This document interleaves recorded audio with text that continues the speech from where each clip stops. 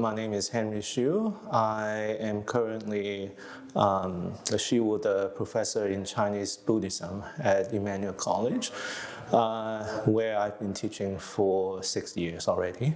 So before then, I was teaching at different parts of the U of T, including the BPMH program at New College. I actually taught the first course before the program started. So I offered the first course on Socially Engaged Buddhism in 2022. So the course was later incorporated into the BPMH program. So it was quite a challenging course for me, because, as you know, I was trained at the DSR, the Department for the Study of Religion, where my focus has been more on the doctrinal, historical, textual kind of studies. And the course on Socially Engaged Buddhism was something new to me, something more contemporary and applied.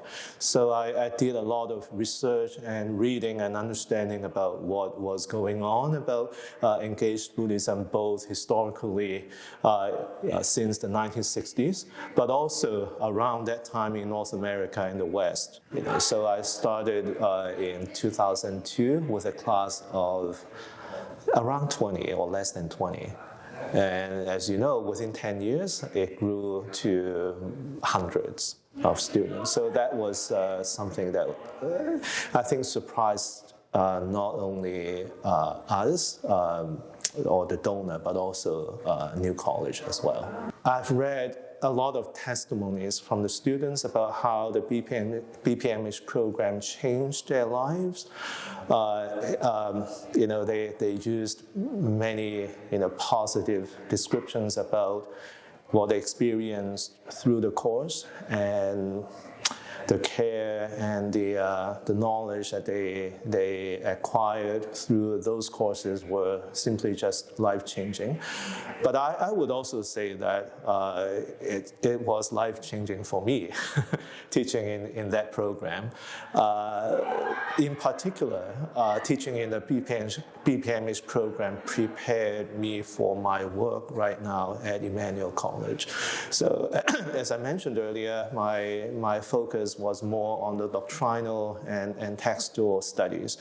But through those courses that I was teaching, Buddhist psychology, engaged Buddhism, and so on, those helped me refocus my research on something more contemporary and applied, and things that unexpectedly led to the focus of our MPS program at Emmanuel College, which is about psycho-spiritual studies, providing students with a kind of education that prepared them to be Buddhist chaplains, Buddhist spiritual care providers, and so on. So, meaning that these students are also taking other courses on, various modalities on psychotherapy and so on.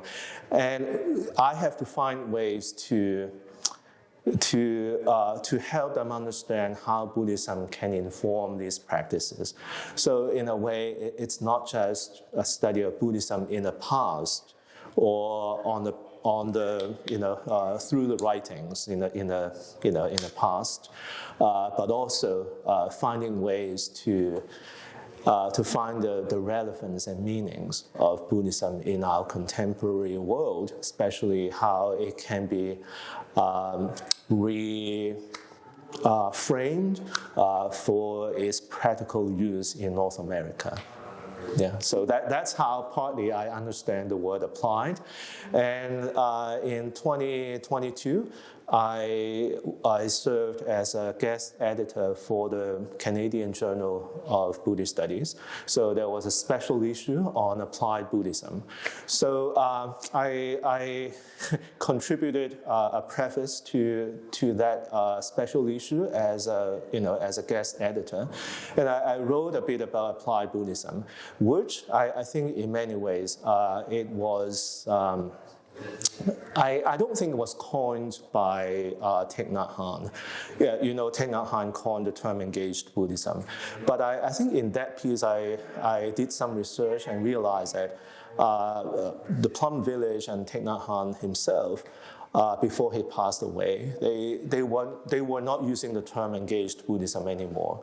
So they opted to use applied Buddhism to describe what they are practicing instead of engaged Buddhism. Maybe the term engaged Buddhism has some political, historical kind of past that our world is so different today that we don't want to relate that term to the Vietnam War or anything back in the 70s and early 80s. So maybe that was one of the reasons why he was changing this description to applied Buddhism.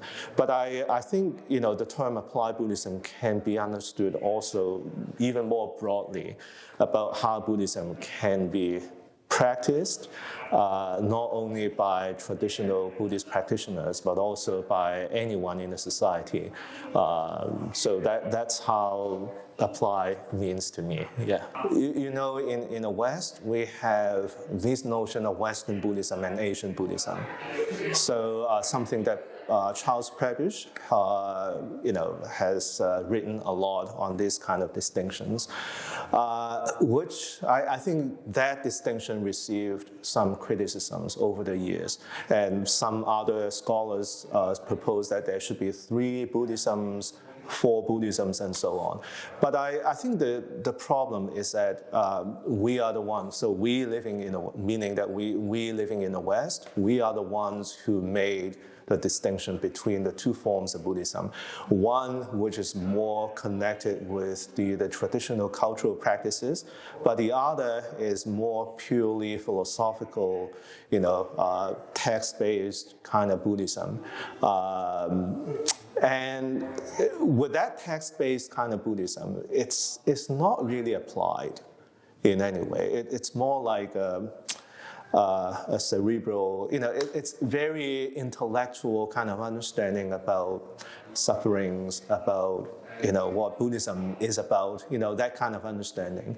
So in other words, we need to take an extra step to make this understanding of Buddhism more applied in the society. So we need that in the West. Whereas, these practices in Asian countries, they are already applied.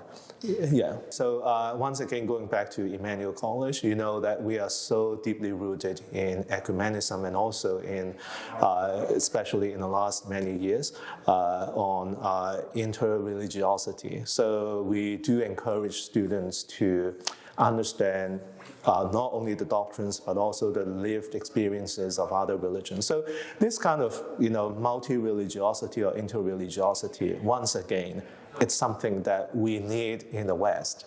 Whereas many students who came from Asia told me that, why we need that extra step. Religions in the home countries like Taiwan or China, they were already interreligious.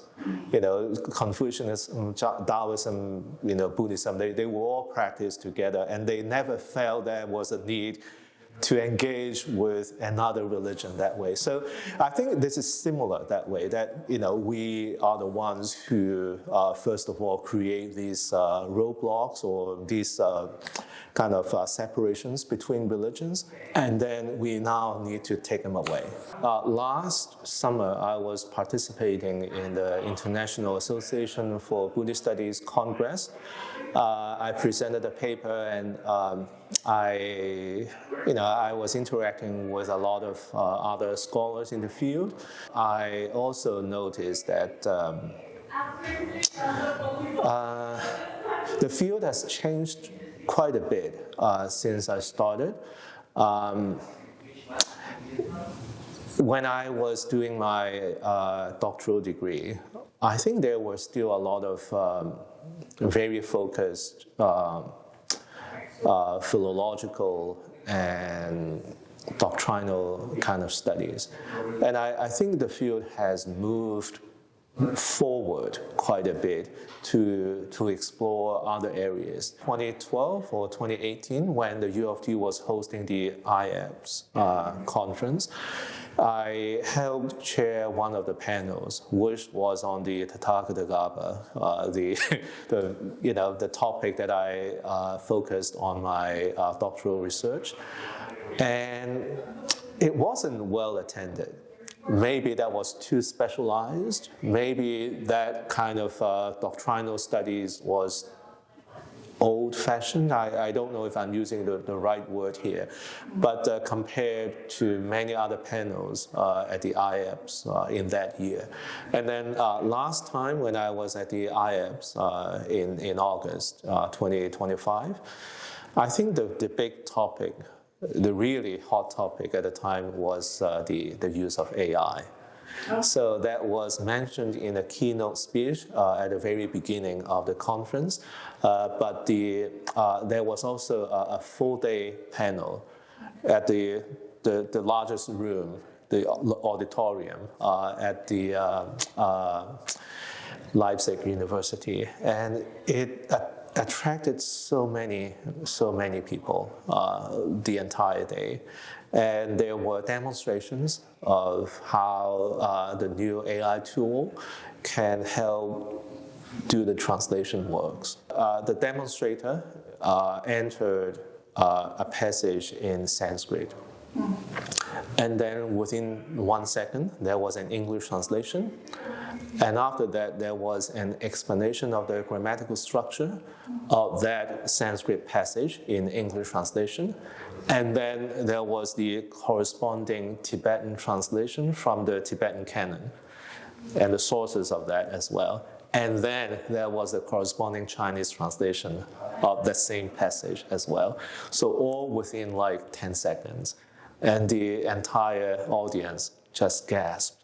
You know, this is something that, as you know, would take any like top researcher at least a week, you know, or days, you know, to complete that. But it was done in just a matter of seconds.